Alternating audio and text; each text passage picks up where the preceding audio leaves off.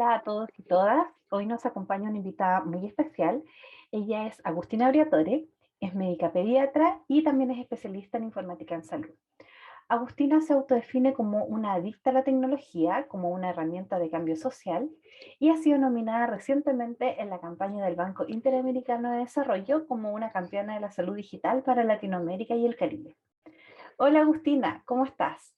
Gracias por la invitación y gracias por tus palabras muy lindas. Agus, entonces vamos a partir con la primera pregunta y es algo con lo que siempre partimos en Innova Matrona porque nos gusta saber mucho cómo transita la gente a través de sus profesiones y cómo llega al tema que vamos a tratar hoy. Entonces, ¿nos podrías un poco contar cómo es tu trayectoria profesional desde los inicios quizás hasta hoy? Dale. Bueno, acá puse como una pequeña intro que igual coincide mucho con lo que acaba de decir Clau. Tengo 33 años, tengo un recorrido en pediatría y en informática y me considero también diseñadora y feminista. Y siempre cuando le explico a la gente qué es la informática en salud, que genera como un poco de confusión, es un término ambiguo, la salud digital también, siempre digo que yo mejoro la salud con tecnología, entendiendo la tecnología como una herramienta, o sea, o un conjunto de instrumentos y recursos técnicos que no necesariamente tienen que ver con algo digital o con un software, ¿no? Porque quizás se habla de historia digital o de un montón de cosas y la gente se ceja a esa, pero a veces vos podés mejorar un proceso, podés mejorar una experiencia, podés hacer hasta una reingeniería de proceso y siempre hablo un poco de factores como hacer el proceso más cuidado, más amoroso. Y en la segunda diapo, para que quede un poco más claro mi recorrido personal, entonces hice medicina como carrera de grado. Durante medicina tuve muchos trabajos, siempre trabajo desde muy chica. Eh, Hice también mucha docencia, que eso me marcó obviamente como profesional. Y digo que hice una transición de deportista a ñoña, o sea, ñoña a nerd. Ñoña y nerd en Argentina son sinónimos. Siempre hice muchos deportes, entonces todo lo que tiene que ver con trabajo en equipo, comunicación, estuvo muy marcado en mí porque en general hice deportes en equipo. Y después cuando me metí más en medicina me volví como más estudiosa y digo que hice una transición. Desde el 2015 al 2019 hice 2 residencias en pediatría y en informática. Las residencias, para las personas que no pertenecen a salud, siempre explico que las residencias son instancias de formación de posgrado, que uno aprende haciendo, o sea, y en general se dan en contextos no solo hospitalarios, a veces pueden ser, o sea, en contextos clínicos se llaman. Mi formación fue más clínica porque fue más hospitalaria, versus lo comunitario, que es algo que a mí me convoca mucho, que se ve mucho más en atención primaria para la salud, por ejemplo, o en educación para la salud. Y como yo me formé en un hospital de alta complejidad, tuve un sesgo hacia esta formación que digo que tiene que ver con lo clínico. Después de que terminé estas 2 residencias, continué trabajando en pediatría, pero me pasé a la salud pública por 2 años y después del año pasado hice consultorías. Por primera vez trabajé como para la parte de empresas y puse crisis porque actualmente, bueno, y ahí me puse abajo como para no olvidarme, me formé un poco más en lo que tiene que ver con interseccionalidad en salud en la Universidad de San Martín de Buenos Aires, que la verdad hice una diplomatura que fue excelente, y también me formé en ciencia de datos en la Escuela de Salud Pública de la UBA, y puse crisis y puse abajo recalculando porque desde el año pasado ahora estoy como viendo, haciendo como una reconversión laboral con respecto a cómo de qué quiero trabajar, con quién quiero trabajar, para quién, cómo. Entonces acá puse, para terminar esta parte de trayectoria personal, cuáles son mis ejes motivacionales. Puse arte primero, porque para mí es muy importante. El arte es una herramienta de transformación, en general es muy potente y aparte no motiva, quiero decir que conmueve a las personas y eso para mí a veces es mucho más fácil para llegar con el mensaje. La colaboración, el activismo, el feminismo, la comunicación, la salud y la tecnología son mis ejes. Acá puse 2. Y puse abajo una frase adaptada a estas personas que hacen estos pósters, se llama Altano Verón, que es un artista callejero argentino, y él pone: si no hay love, que no haya nothing, y yo puse: si no hay pasión, que no haya más nada.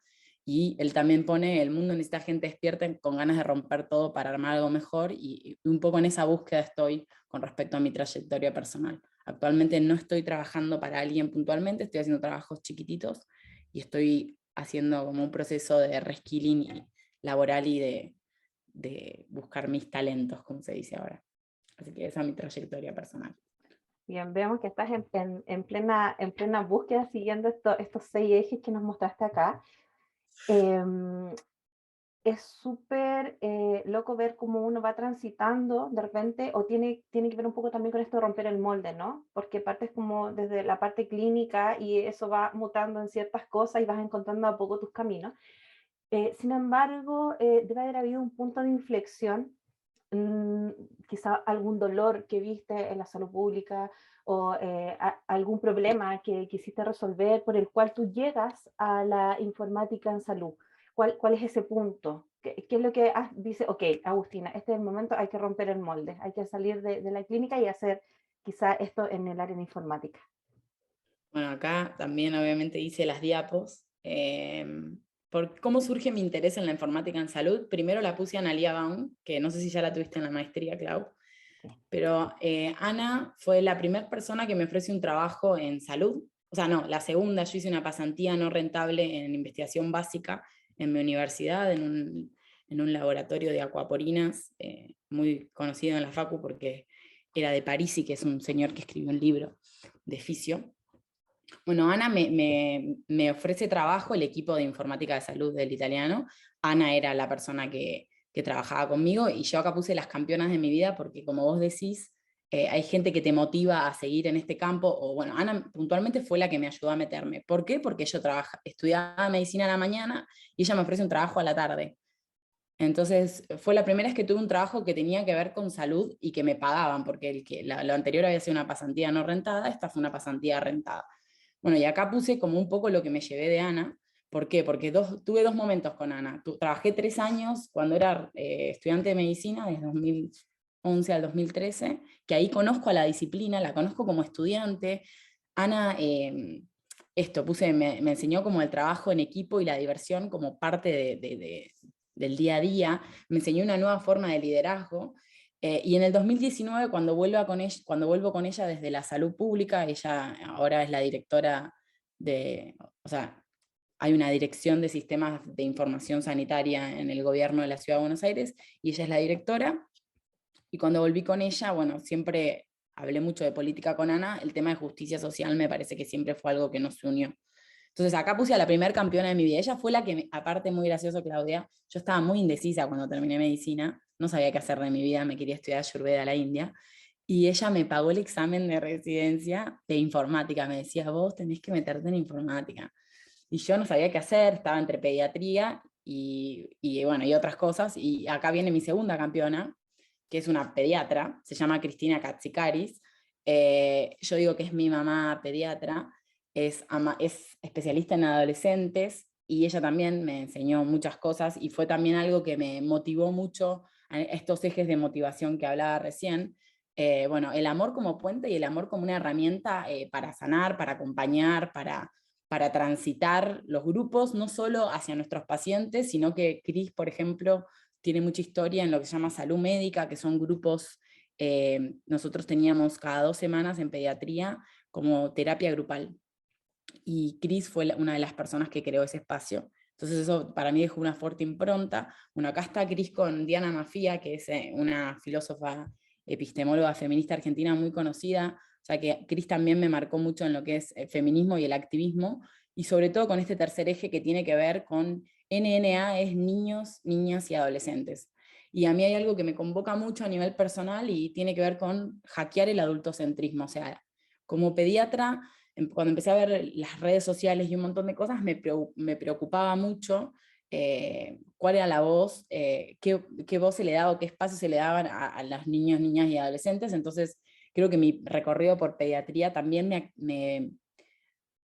creo que me motivó mucho más al foco que me interesa, sobre todo en la salud digital, que es trabajar sobre el adultocentrismo o darles herramientas, alfabetización digital, no solo a las infancias y adolescencias, sino también a los mapadres y a los adultos con menores a cargo. Y puse la tercer campeona de mi vida, que la conocí en un intercambio que hice en Sydney. Ella es de Portugal, pero bueno, se quedó viviendo en Australia.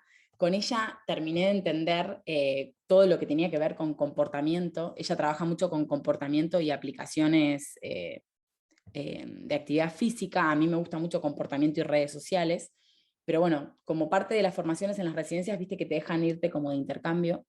Me fui 2 meses, trabajé con ellos en un centro de innovación tecnológica en Sydney, y la verdad que Liliana, o sea, en este espíritu de ser campeonas como de Latinoamérica, a mí se me ocurrió que para marcar mi interés en la informática en salud, nombrar las campeonas de mi vida en la informática en salud. Y Liliana fue una persona que me motivó mucho. Con ella me presenté una beca de doctorado que finalmente no se dio. Pero no solo me motivó como para seguir estudiando y darme cuenta cuál era mi lugar con respecto a, a la salud digital en ese momento, sino que me formó mucho lo que tenía que ver con interculturalidad. La verdad que trabajaban en un ambiente también muy colaborativo, que eso me dejó como una impronta muy grande. Entonces, es largo el camino, hay un montón de personas que me siguen influyendo, obviamente que Innova Matrona también es una inspiración, y mucha gente que voy conociendo me siguen dando las fuerzas que necesito para seguir en el campo, porque la verdad que es muy difícil, es un ambiente muy masculino, es eso, masculinizado. Entonces acá se me ocurrió como nombrar a estas 3 personas. Bien, es apasionante ver, a ver, todos tenemos distintas motivaciones para ir tomando diversos caminos, ¿no? Sobre todo en lo profesional. Y la mayoría, no digo que todos, pero la mayoría tiende a buscar ese bienestar económico que todos necesitamos, ¿no? Pero cuando te mueve el amor por algo y tienes la posibilidad de ir en ese camino, encuentro que es fantástico. Y me parece maravilloso como tú planteas que primero uno de tus ejes centrales es el amor, el amor en todo lo que haces, la salud pública, que es algo súper importante. Me llama mucho la atención el tema de los adolescentes y los niños. Claro, por tu formación, en la pediatría probablemente haya un nicho ahí, pero el hecho de poner también un poco las cartas en los adolescentes, que creo que hoy día, eso lo que conversábamos hace un rato antes de la entrevista, ¿no? Que quedan como al medio, que quedan como al medio y son el futuro. Entonces, me parece súper apasionante todo lo que mencionas, pero te quiero llevar a otra área, si bien es cierto, siempre dentro de la informática en salud. Siempre le preguntamos a nuestros entrevistados cómo consideran que ha sido la contribución. Entonces nos gustaría saber cómo crees tú que la tecnología aplicada en la salud ha contribuido a una mejor salud, a un mejor acceso, en fin, lo que quieras comentar. Bueno, acá también puse. Yo creo que la tecnología ha cambiado el paradigma en salud. O sea, no solo la revolución científica, que me gusta mucho en el libro de este israelí de Yuval Noah Harari, cómo lo encara y cómo lo explica, que la revolución científica ya empezó hace más de 500 años, no solo con, la, con los avances en cuanto a los dispositivos, sino a la generación del conocimiento, al acceso a la información. Sino que también ahí pongo un segundo autor que me gusta mucho, que es un sociólogo argentino, que ahí de nuevo hablo con el tema del amor, que quizás a vos te gustó, Clau, y a mí también me gusta mucho traerlo, que es la revolución de la ternura. O sea, realmente los avances que ha hecho la tecnología han ido de la mano de la salud para tener, y yo como que lo pensaba en ejes en mi cabeza, y el primer eje que se me ocurría era, bueno, diagnóstico y tratamiento. En eso nos ha cambiado la vida. Los resonadores, bueno, la radiografía primero, pero después el resonador, ahora, no sé, la robótica para operar. O sea, nosotros teníamos niños con tumores en los huesos, y a través de robótica se corta lo mínimo del hueso y después se hace un trasplante de hueso. O sea, hay un banco de huesos. Todo eso sin los avances tecnológicos no hubiesen sucedido. Entonces, hubo un gran salto en lo que es diagnóstico y tratamiento, pero también hubo un gran salto en lo que es vincular y comunicacionalmente. O sea, acortamos distancias en algunos sentidos. O sea, siempre las herramientas dependen cómo se le dé el uso, pero dimos, o sea, mejoramos mucho de lo que es el acceso a la información. O sea, democratizamos el acceso. Pero bueno, ahí si querés ver el otro lado, es bueno, Internet también tiene información que es falsa, entonces siempre hay que mirar como el claro oscuro. Después a nivel vincular también cambió un montón, porque ahora las telecomunicaciones han cambiado la forma en que nos relacionamos y que nos comunicamos. de nuevo, la teleconsulta funciona para todo, y no es lo mismo una persona, o sea, por eso está tan bueno entender las limitaciones de la tecnología y entender en qué nos suma y en qué nunca quizás o una teleconsulta va a reemplazar el contacto con un ser humano. Las redes sociales también, hay mucha gente que dice, no, pero en las redes sociales hay mucha violencia. Y es verdad, hay mucha violencia y es algo con lo que tenemos que trabajar, pero también es un espacio donde minorías se encuentran, donde existen foros, un montón de espacios donde las comunidades de pacientes se pueden unir a través de esas redes sociales. Entonces siempre yo pienso que la tecnología vino a sumarnos. El problema siempre es el ser humano, no la herramienta en sí, es el uso que le da el humano. Y después, bueno, la innovación y todo lo que tiene que ver con traer cosas de una disciplina y ponerlas en otra, en salud, a mí me parece que también es súper interesante ahora con todo el tema de las personas que están, de los grupos que están emprendiendo, los ecosistemas que se están armando en salud, que en Chile es súper interesante y florido. Yo realmente pienso que la tecnología cambió el paradigma de la salud y espero que lo cambie también en lo que actualmente es uno de mis activismos, que es el sistema médico hegemónico, ¿no? Yo hice una especialidad que históricamente se llamaba informática médica y sigue llamando médica, y no es médica porque hay enfermeros, sociólogos, antropólogos, matronas, fonoaudiólogos, farmacéuticos, bioquímicos. Entonces, dejar de pensar que el sistema está basado o centrarlo en el médico y en la medicina, porque la salud es algo muchísimo más amplio que eso. Para mí también es un cambio de paradigma que tenemos que hacer, pero yo definitivamente soy de las personas que pienso que la tecnología vino a mejorar la vida en este planeta, digo, la vida y la muerte, porque podemos mejorar el cómo vivir y podemos decidir el cómo morir. Entonces soy muy pro de, de la tecnología. Sí, apasionada de la tecnología como factor de cambio social, ¿no? Así te autodefiniste.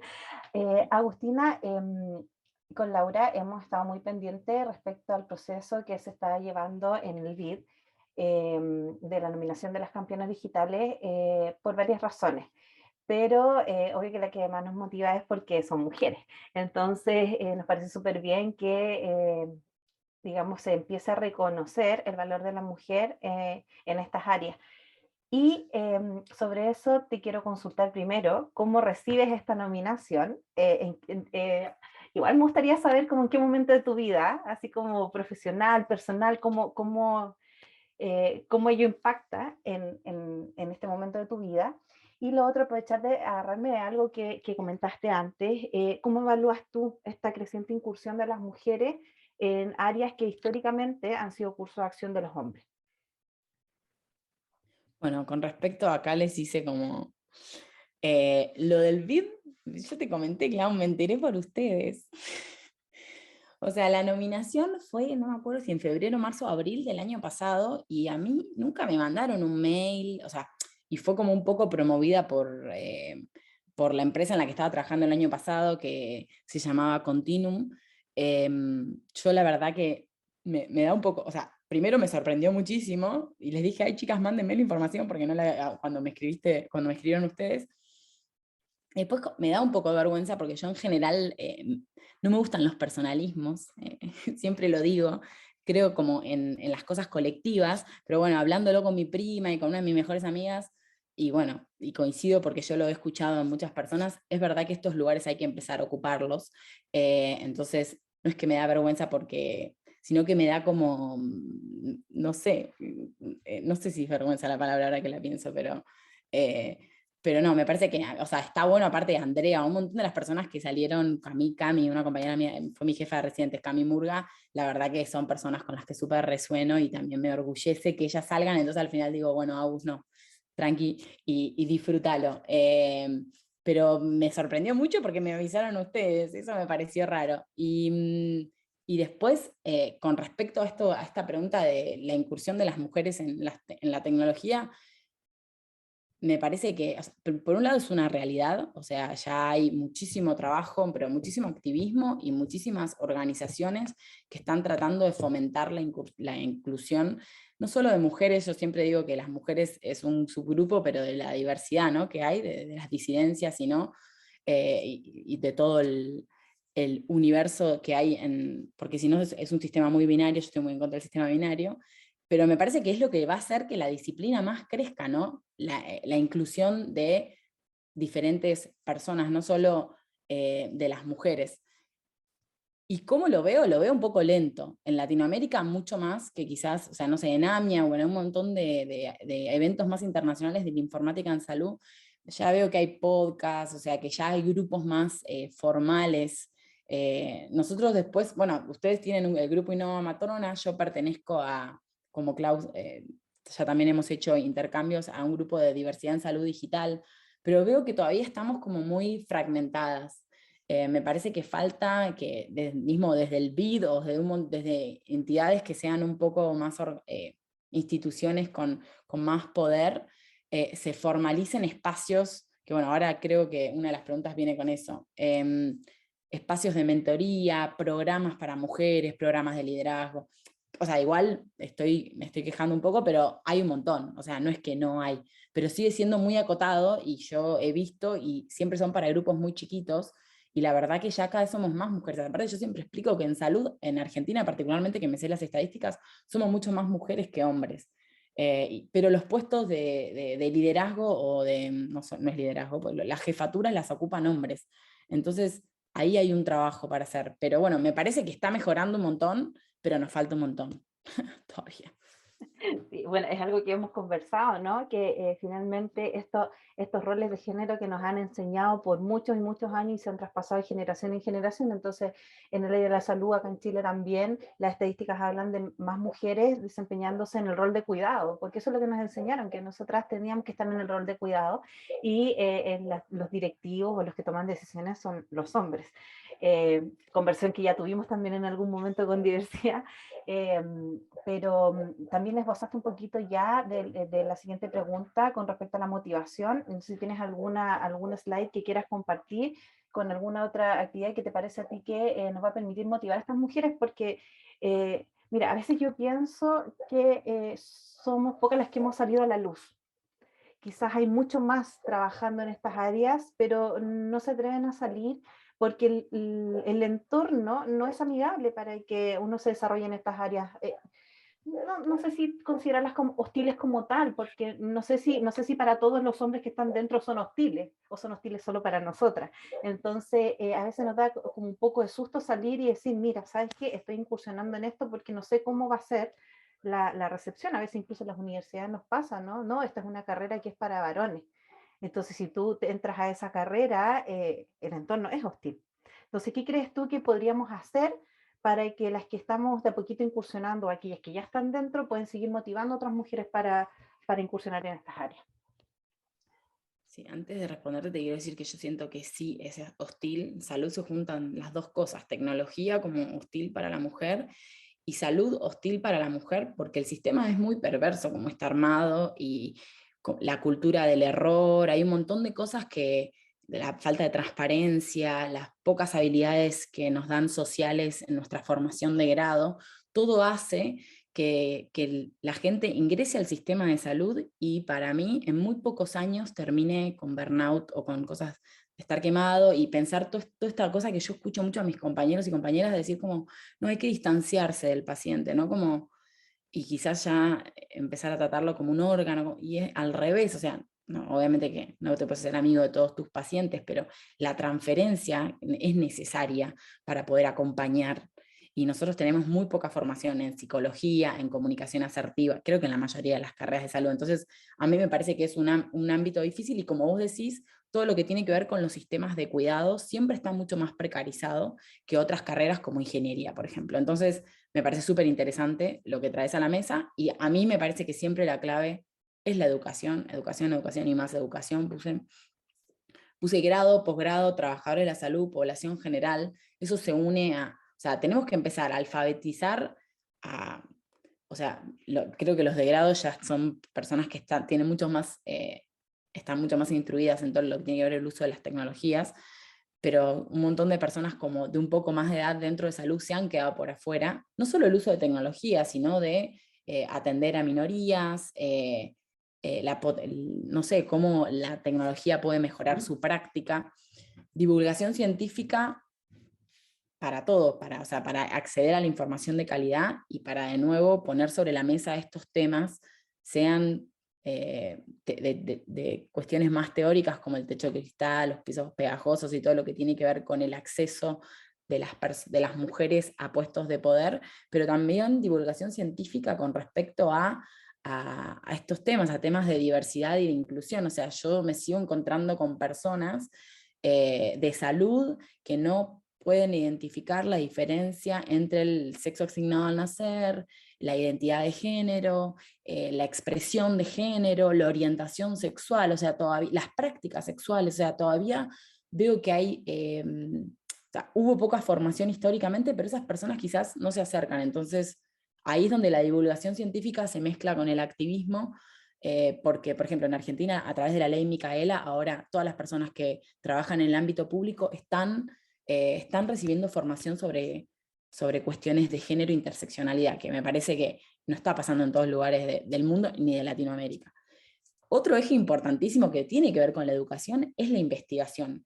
Las cosas que no se visibilizan no existen. O sea, de infancias trans en Argentina hay pocos datos, por ejemplo, y en Chile también sé que hay pocos. Entonces, me parece que la investigación, que va de la mano de la educación, también es algo que nos ayuda a demostrar con números la realidad. Que bueno, en salud como que hay una tendencia a ponderar lo cuantitativo sobre lo cualitativo, y yo siempre digo que la salud es una ciencia social, la medicina es una ciencia social, no es hay mucha gente que piensa que es biológico, o sea, que tiene que, obviamente que mi formación tiene que ver con la biología, pero el contexto es más importante quizás que el código, quizás no, es más importante que el código genético.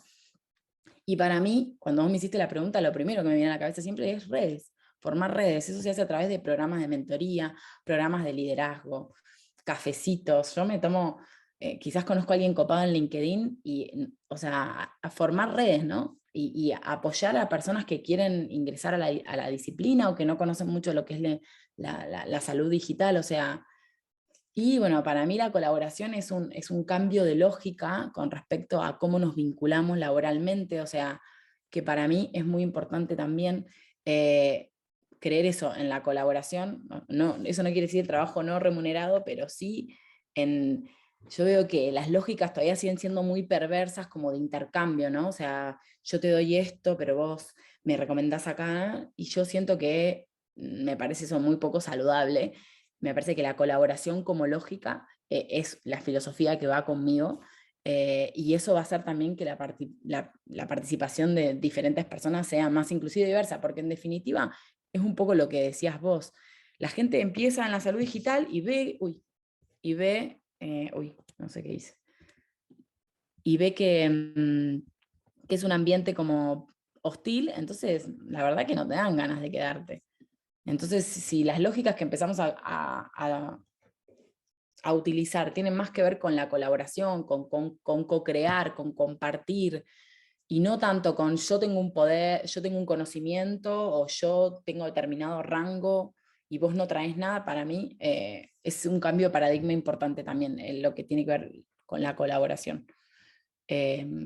No se me ocurre nada más. De todas maneras, la colaboración es importante. Nos hemos perdido quizá un poco en este dar y recibir que dices tú. No siempre debe ser remunerado, en eso te encuentro mucha razón. Cuando uno crea espacios de colaboración, creo que la colaboración ya es una ganancia. Lo que resulte de allí va a ser una ganancia, así que eso está súper bien, bien aplicado. Agustina, te quiero llevar al futuro. Te Eso quiero me llevar, encantó. te quiero Esa llevar pregunta. 20 años más allá. ¿Cómo te imaginas tú el acceso y la oportunidad que van a tener las personas para la salud de aquí a unos 20 años? Posiciónate en 20 años más y cuéntame, ¿qué ves allí? Bueno, y acá puse una imagen que para mí es muy visual también. No sé si conoces el movimiento Solar Punk. Nace como un género literario más o menos por el 2010, o sea, es un género de la ciencia ficción, pero del 2010 acá se ha vuelto un movimiento artístico y cultural, que en realidad lo que plantea, está el sol, hay muchos movimientos, pero el Solar Park lo que plantea es que la tecnología está al servicio de la naturaleza. Eso pone, y si ves la imagen, que a mí me gusta, es como que ves una cocina, chicos, plantas, y yo puse por ende para la salud. Para mí la naturaleza, o sea, cuidar del medio ambiente, la agroecología, lo que tiene que ver con las energías renovables, tiene que ver con cuidar la salud, porque como bien sabemos, las ciudades con polución, los parques, bueno, mismo yo siempre decía en el consultorio, lo hablábamos con los mapadres, un chico que crece cuidando una planta o cuidando un ser vivo no tiene las mismas nociones de respeto que quizás un niño que no. Entonces, para mí el futuro tiene que ver como con esta tendencia o con este movimiento. Y ahí puse una frase de a mí, de Virginia Spentes, que me gusta mucho, que que dice, todo el punto del punk es no hacer lo que te dicen hacer, es como que el punk siempre un poco va rebeldemente, y yo en 20 años me imagino así, me imagino ciudades más híbridas, no tan de cemento, o sea, me parece que la naturaleza es lo que nos va a llevar a ambientes más saludables. Conectarnos con la naturaleza, salirnos un poco de las pantallas también, por ejemplo, algo que ahora es realmente un problema. Entonces esa combinación, esa hibridación entre la naturaleza y las energías renovables y sustentables, para mí es el futuro de lo que es la salud. Sé que es medio loco, hay un montón de películas de anime, siempre digo la princesa Monocoque, y un montón de otras cosas que hablan más de esto, pero siempre invito a la gente a leer un poco sobre esto y otros movimientos del el cyberpunk, hay otro que se llama jump punk, que dice que el futuro va a ser con todo lo que sobra, o sea, a través de o sea, la basura va a ser como el insumo para transformar. Pero bueno, cuando me hiciste esa pregunta, pensé en esto, que es medio, sé que es medio como raro, pero estoy como leyendo mucho de eso. Y lo otro que pensé, que para mí lo que va a definir el futuro es realmente la integración y el trabajo en equipo. O sea, entendiéndolo como una articulación, porque o sea, los intereses económicos para mí siempre priman por sobre las necesidades quizás humanas, y yo creo que en el futuro espero que no sea así, que haya, por ejemplo, una articulación entre la academia y las empresas, los emprendedores. Puse multi, inter y transdisciplina. Esto que nos cuesta tanto a los médicos en general, les cuesta mucho entender que el trabajo del otro es igual que importante que el suyo. Siempre hay como una soberbia, como un posicionamiento jerárquico con respecto al trabajo del médico, y para mí y sobre todo en tecnología siempre pienso que nos falta un montón de gente de filosofía, porque hay que empezar a problematizar un montón de cosas que suceden en tecnología y no lo estamos haciendo. Pero no solo bueno, antropología, sociología, todo lo que tiene que ver con la interacción computadora-ser humano, es algo que necesitamos realmente de equipos muy diversos, y ni hablar el equipo de salud. Yo siempre digo que ser pediatra en el consultorio es algo muy solitario, que yo entiendo que históricamente se hizo así, pero yo cada vez que pienso en volver a la clínica, pienso volver con una matrona, volver quizás con una terapista ocupacional, con una fonoaudióloga, o sea, formar un equipo, que bueno, muchas personas lo hacen, no es que esto se me ocurrió a mí, lo he visto, porque es como velar por el desarrollo de un niño, de una niña o de un adolescente, realmente tiene tantos ejes. Trabajadoras sociales necesitamos, trabajadoras o trabajadores sociales. Realmente necesitamos entender que el ser humano es tan complejo, que necesita abordajes complejos, como los sistemas de salud, ¿no? Como los sistemas de información también decimos que son complejos, viste que en la maestría te lo deben haber dado. Bueno, eso también requiere equipos interdisciplinarios, bueno, y todo esto que estoy diciendo. Y bueno, ahí puse centrado en el usuario y co-creación, porque me sigue pareciendo que a veces diseñamos cosas para la tercera edad, pero no los convocamos.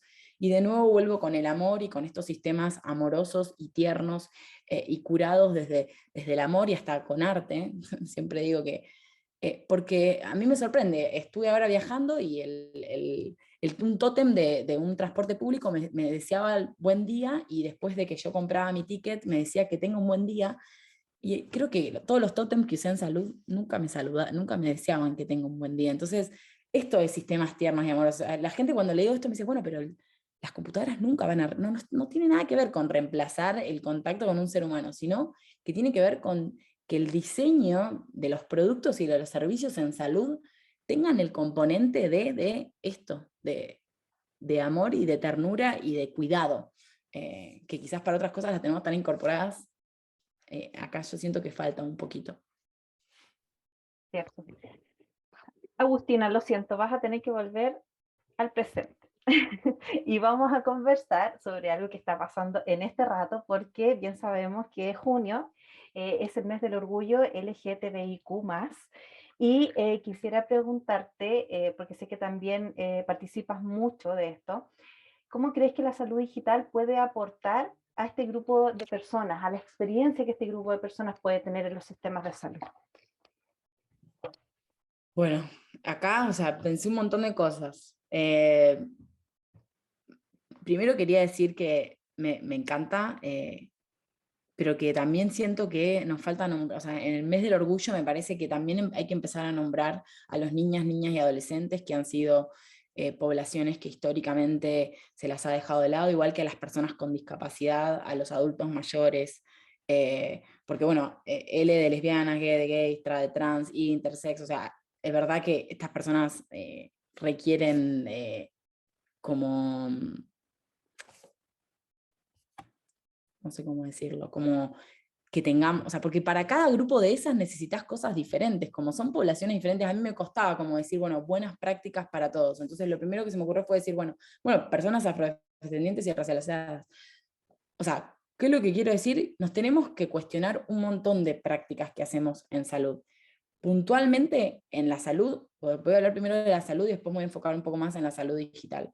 En la salud, me parece que hay que hacer una reparación histórica porque salud como institución ha sido la que ha eh, patologizado todo un montón de estas cuestiones eh, y ha causado un daño muy fuerte. Y por otro lado, ha sido muy expulsiva con respecto al sistema de salud. Entonces, es gente que hay que hacer un trabajo activo para recuperarlas. Y acá ahora sí se mezcla un poco con la salud digital, porque me parece que en definitiva tiene que ver con la salud, y si querés, después hablamos un poco más de la salud digital, pero como hablábamos al principio, educación, educación, educación. Si las personas que forman el sistema de salud no están formadas, ya va a ser muy difícil. Entonces hay que revisar los planes de estudio de las carreras de grado y posgrado, y siempre tendría que haber algo. Hay que dejar de hablar de género particularmente, hay que hablar de interseccionalidad, porque es todo.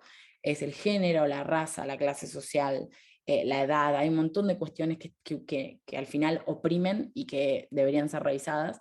Hay que capacitar equipos, y equipos no es equipo solamente de profesionales de la salud. Siempre explico que la persona que da turnos es tan importante como la persona que después hace la consulta, sea una matrona, una fonodióloga, un nutricionista, un kinesiólogo o un médico. Pero la persona de administración que te atiende por teléfono o que te recibe en la consulta es igual de importante. Hay que adecuar instrumentos. Los instrumentos tienen una perspectiva binaria. Entonces hay que hacer un montón de trabajo con adecuar instrumentos. Y bueno, esto también lo dije en el otro eje, hay que hacer investigaciones más específicas. Necesitamos ver cuáles son las barreras de... No es lo mismo las barreras de acceso para las lesbianas que para la población trans, que para la población intergénero. Entonces, como que ahí me cuesta como decir, generalizar, porque me parece que cada minoría y cada población tiene como sus desafíos. Para mí es muy importante romper con el binarismo. Y bueno, el lenguaje no sexista a mí en esa línea me parece muy importante. La gente no se da cuenta que cuando vos nada más decís niños y niñas, por ejemplo, hay niñas que se sienten no binarias. Entonces, para mí es como, es horrible que no te nombren. Entonces, todo lo que tiene que ver con el uso del lenguaje a mí me parece muy importante. Y bueno, y esto más es más de salud, no de salud digital, priorizar la escucha. Me parece que muchas veces las personas de salud venimos con un librito y todo el tiempo ponemos como arriba de la mesa, como más importante nuestro librito que la persona nos está viniendo a decir. Y entonces la escucha me parece como clave. Y puntualmente en lo que es la salud digital, que no hice una diapo, pero o sea, lo hablamos mucho, creo que la otra vez con ustedes también, todo lo que tiene que ver con el sistema registral, con cómo se generan los datos. O sea, yo creo que ahí hay una gran, o sea, hay un campo de acción que, bueno, en Argentina ya está cambiando bastante, en Chile sé que también, pero en el resto de Latinoamérica capaz que no, que existan más posibilidades que registrar mujer o hombre, que en los formularios siempre haya más.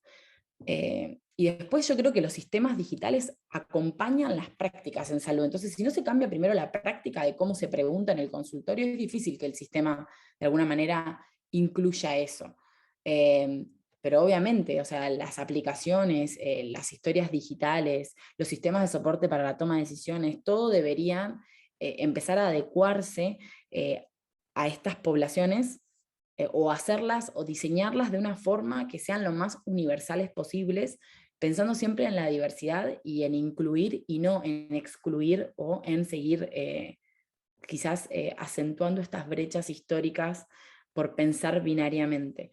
Pero bueno, no sé, desde accesibilidad, me parece que en salud todavía estamos, en salud digital, yo, si te tengo que decir, yo he analizado bastante, tipo desde, no quiero nombrar lugares con nombre propio, pero clínicas de Chile muy importantes, con mucha plata, igual que Argentina, que sus páginas no son accesibles. O sea, una persona con una discapacidad visual quizás no puede usar un lector de pantalla porque no están las pautas que tienen que cumplir en la página web, ni hablar en los portales para pacientes, por ejemplo.